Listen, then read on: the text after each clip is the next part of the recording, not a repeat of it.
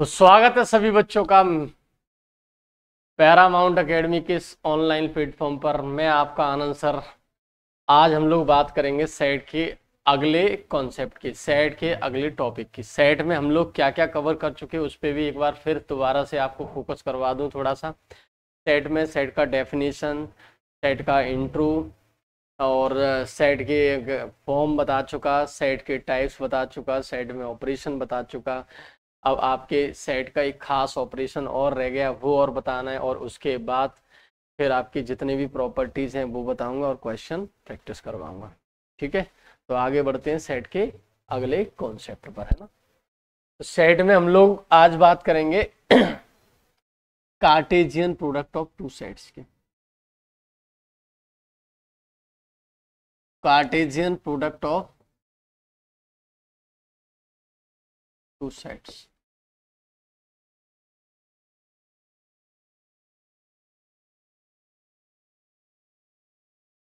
तो दो सेट के हम लोग कार्टेशियन प्रोडक्ट यहाँ पे देखने वाले हैं दोस्तों आज।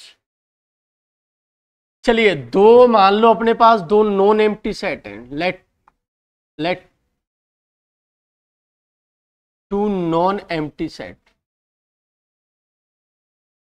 Non empty sets, non empty sets.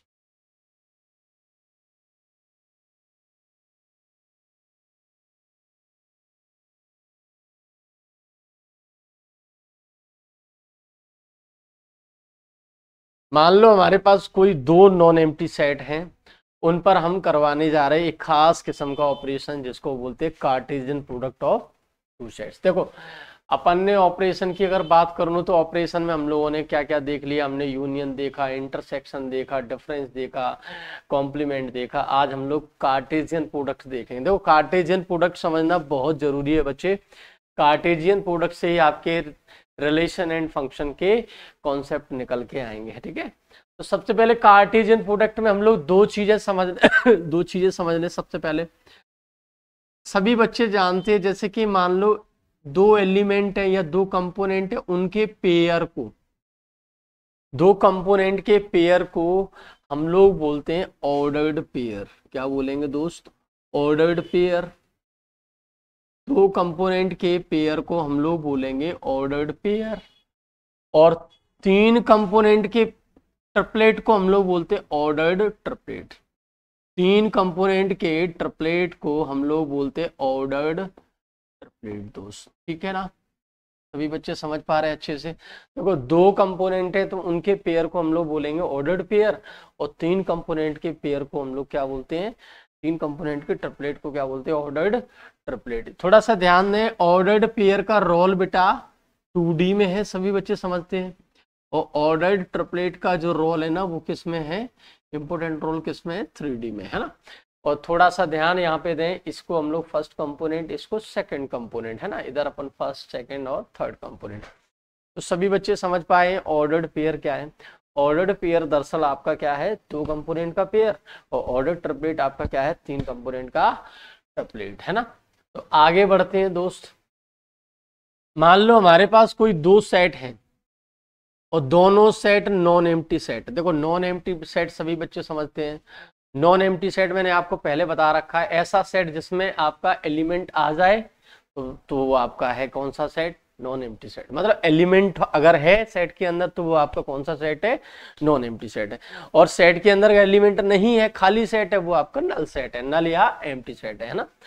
तो यहाँ पे एम्प्टी सेट के विरोध में काम हो रहा है non empty set. Non empty set समझ रहे हो, इसमें आपका एलिमेंट होगा, है ना, एक या एक से अधिक एलिमेंट आपके होंगे। मान लो अपने पास एक सेट है ए, उसमें कितने एलिमेंट है, तीन एलिमेंट है। और एक सेट है बी, उसमें कितने एलिमेंट है आपके, दो एलिमेंट है ना।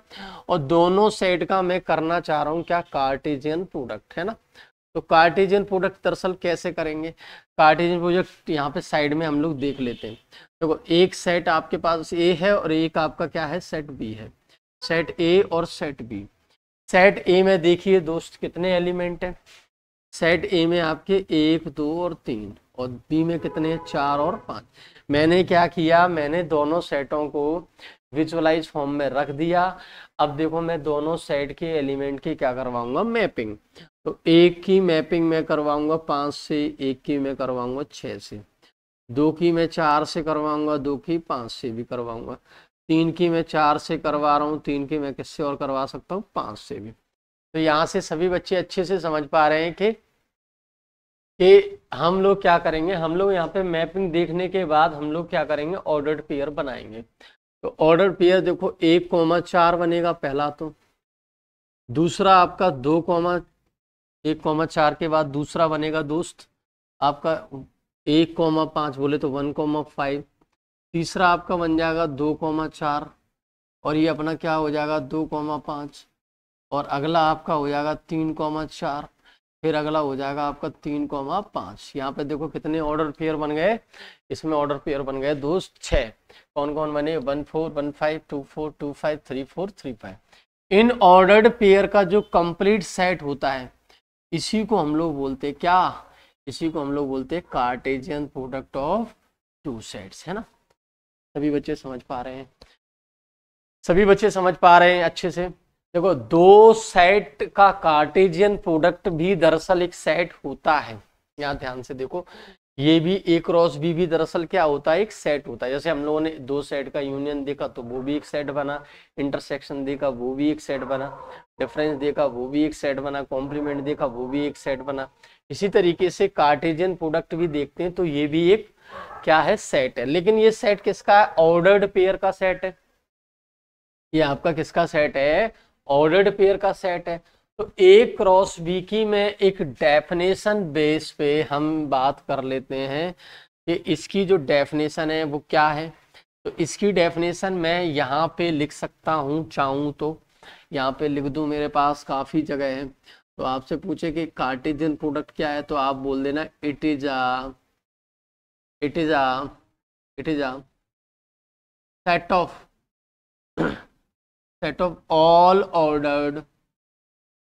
all ordered pairs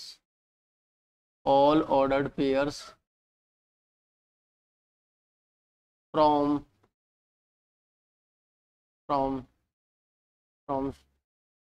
set A to set B, from set A to set B।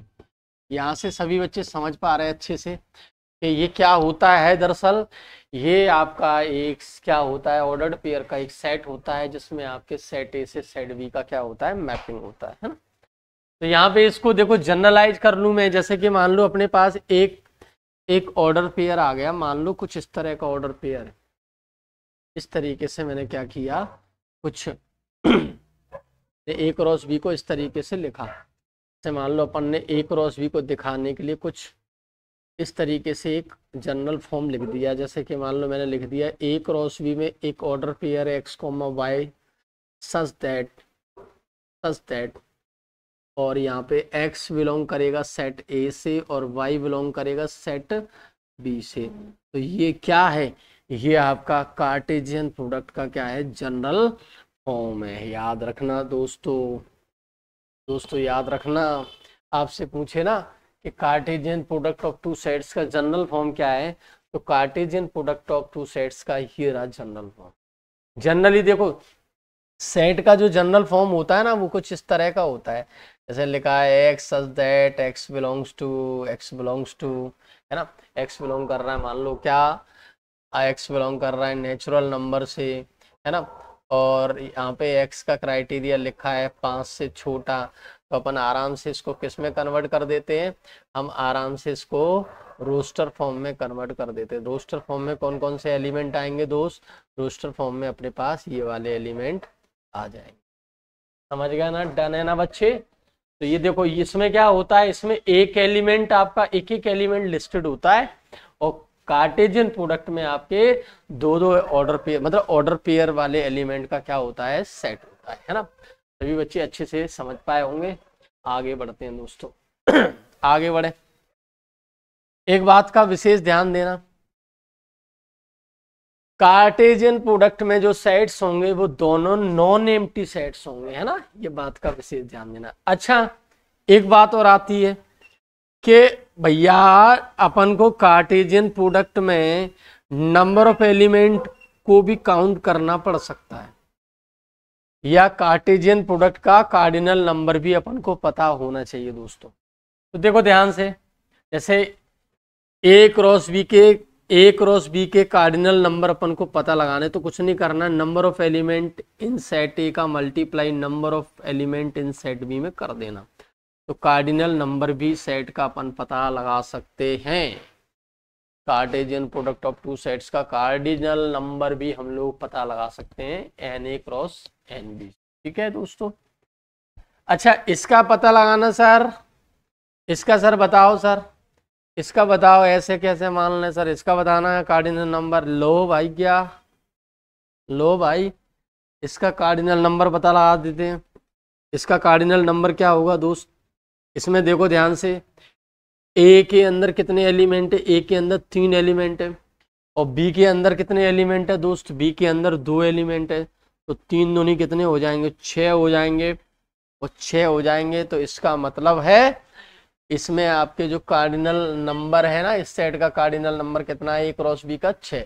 और यहाँ से भी आप लोग फील कर सकते हो, देखो 6 है इसमें, देखो 1 2 3 4 5 और 6। तो ए क्रॉस बी के अंदर कितने एलिमेंट है दोस्त, ए क्रॉस बी के अंदर है दोस्त एलिमेंट 6। 6 कैसे आए थे, क्योंकि सेट ए में 3 एलिमेंट थे, सेट बी में कितने एलिमेंट थे, 2।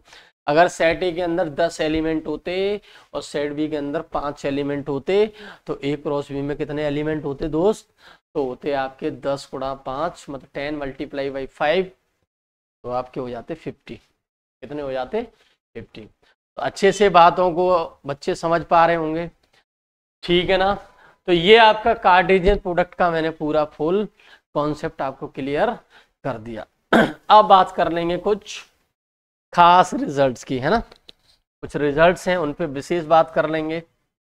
डन है ना बच्चे, समझ पा रहे हैं अच्छे से बच्चे। आगे बढ़ते हैं, आगे के कुछ खास रिजल्ट बात कर लेते हैं दोस्त। कुछ रिजल्ट्स हैं, जितने भी अपन ने ऑपरेशन पढ़ रखे हैं, जितने भी ऑपरेशन अपन ने पढ़े हैं, उनसे रिलेटेड हैं दोस्त रिजल्ट्स। कुछ परिणाम हैं, जितने भी ऑपरेशन हैं उनसे रिलेटेड आपके कुछ परिणाम हैं, वो देख लेते हैं बच्चे। पहला केस, पहला परिणाम क्या है, पहला रिजल्ट क्या है। देखो दो सेट हैं, उनके यूनियन में नंबर ऑफ एलिमेंट जो बराबर होते हैं सेट ए में number of element plus set B में नंबर ऑफ एलिमेंट और minus n A intersection B के। ये थोड़ा सा ध्यान देना, ये बहुत इंपॉर्टेंट फॉर्मूला है जो कि कई लैंग्वेज वाले सवालों को कवर करता है, और साथ में प्रोबेबिलिटी के जितने भी लैंग्वेज बेस्ड सवाल आते हैं वो इसी से होते हैं। 11 12 की जो प्रोबेबिलिटी है ना, पूरी प्रोबेबिलिटी इन फॉर्मूले पे बेटा टिकी हुई है दोस्तों, इसको ध्यान से सुने बच्चे। इसके बाद इसमें अगर एक केस और जुड़ जाता है, यदि मान लो अपने पास ए और बी का इंटरसेक्शन दोस्त फाई आ जाए, तो सभी बच्चों को पता है फाई एक ऐसा सेट है जो कि एम्प्टी है, और एम्प्टी है तो उसमें नंबर ऑफ एलिमेंट कितने होंगे दोस्त, 0 होंगे। और नंबर ऑफ एलिमेंट अगर उसमें 0 होंगे तो यहाँ से आपका निकल के आता है दोस्त दूसरा फॉर्मूला। दूसरा फॉर्मूला क्या है, देखो ध्यान से, दूसरा फॉर्मूला आपका निकल के आता है कि एन ए यूनियन बी जो होगा ना, एन ए यूनियन बी जो होगा ना, वो होगा n A plus n B, n A plus n B हो जाए, क्योंकि इंटरसेक्शन वाला पार्ट आपका number of element in A intersection B वाला पार्ट 0 हो गया, और 0 इसमें माइनस करेंगे तो फाइनल फॉर्मूला आपका ये बनेगा दोस्त। डन है ना। आगे बढ़ते हैं, एक और फॉर्मूला है इसमें, एक और रिजल्ट है। ये तो मैंने 2 सेट के लिए देखा है, तीसरा देखो भैया, 3 सेट अगर आ जाए, 3 सेट के अपन को नंबर ऑफ एलिमेंट पता लगाने हो A union B union C में, तो क्या क्या पता होना चाहिए हमारे पास, number of element in set A पता होना चाहिए, एन बी पता होना चाहिए, एन सी पता होना चाहिए, और इसमें मैं माइनस करूँगा ए इंटरसेक्शन बी, है ना, बी इंटरसेक्शन सी, अगला ए इंटरसेक्शन सी, और आपका प्लस कर देंगे A intersection B intersection C. ठीक है, तो ये आपका 3 सेट के लिए फॉर्मूला बना है बेटा। 3 सेट के लिए यूनियन का, ये आपका यूनियन और इंटरसेक्शन का एक बेसिक सा क्या है, रिजल्ट है बेटा। ठीक है, जो कि 3 सेटों पे आपका अप्लाई होता है। 3 आपके नॉन एम्प्टी सेट आ जाए उसके लिए अप्लाई है ना। अच्छा, चौथे पॉइंट में मैं बात कर लूंगा डी मॉर्गन लॉ की भी। डी मॉर्गन एक लॉ था दरअसल। डी मॉर्गन नाम के मैथमेटिशियन थे, उनने जो लॉ बनाए थे वो लॉ समझ लो अच्छे से बच्चे। तो डी मॉर्गन लॉ क्या है देख लो दोस्तों। पहला लॉ क्या है, ए यूनियन बी का whole dash, A union B का होल डैश दोस्त बराबर किसके होता है, ए यूनियन बी का होल डैश बराबर होता है दोस्त A dash intersection B dash के बराबर होता है दोस्त।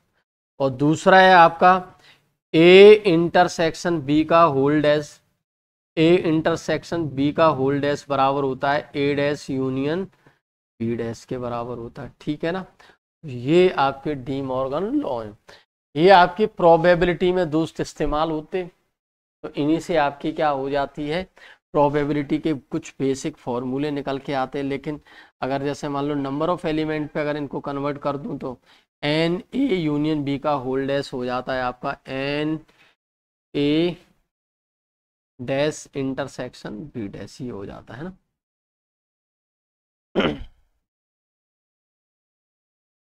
डन है ना। इसी तरीके से ये वाला अगर बात कर लूँ मैं तो एन ए इंटरसेक्शन बी का होल डैश जो बराबर हो जाता है वो हो जाता है n A dash union B dash. ठीक है ना, डन है ना, समझ पा रहे हैं ना बच्चे अच्छे से। ठीक है ना, आगे बढ़ते हैं दोस्त। आगे बढ़ते हैं दोस्तों। अगला है आपका 5th नंबर का पॉइंट। अगर मैं ए में से माइनस करता हूँ ए इंटरसेक्शन बी, तो इसको मैं ए माइनस बी कह सकता हूँ। उसके बाद अगर मैं बी में से माइनस करता हूँ ए इंटरसेक्शन बी, तो इसको मैं बी माइनस ए कह सकता हूँ। ठीक है ना। इसके बाद दोस्त, इसके बाद इसके बाद अगला है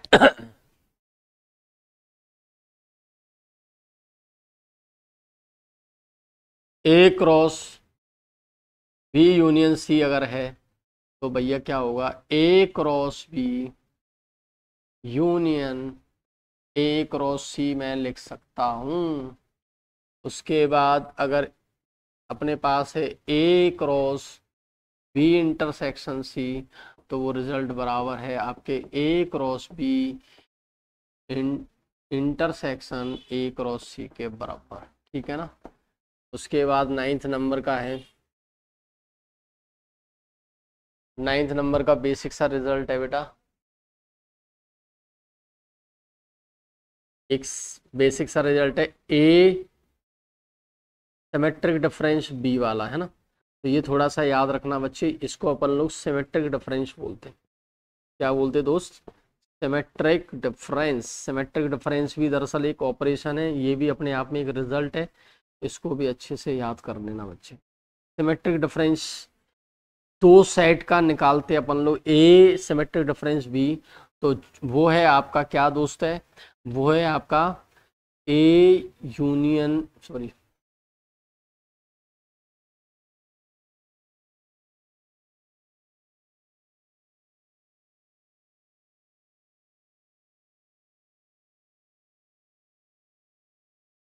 A union B, A union B के साथ इंटरसेक्शन किसका है, सॉरी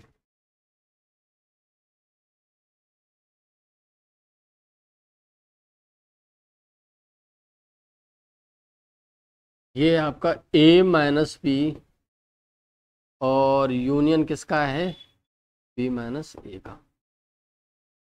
ए माइनस बी और बी माइनस ए का ये क्या है दोस्त, तो ये आपके कुछ खास रिजल्ट हैं जो कि मैंने आपके पॉइंट बाई पॉइंट लिख दिए हैं, जिनको आप अच्छे से दोस्तों याद कर लें। ये काम आते हैं आपके जगह जगह पे सवालों में, ठीक है ना। तो सभी बच्चे आज की क्लास से खुश हैं ना। तो आज आपके लिए मैंने सेट के लास्ट कॉन्सेप्ट की भी बात कर ली। सेट के लास्ट कॉन्सेप्ट आपके कुछ नहीं, रिजल्ट थे कुछ, और एक था आपका कार्टेशियन। इसके बाद आगे का लेक्चर अपन आगे बात करेंगे बेटा, ठीक है। तो आज के लिए काफ़ी है। Tata bye bye, thank you.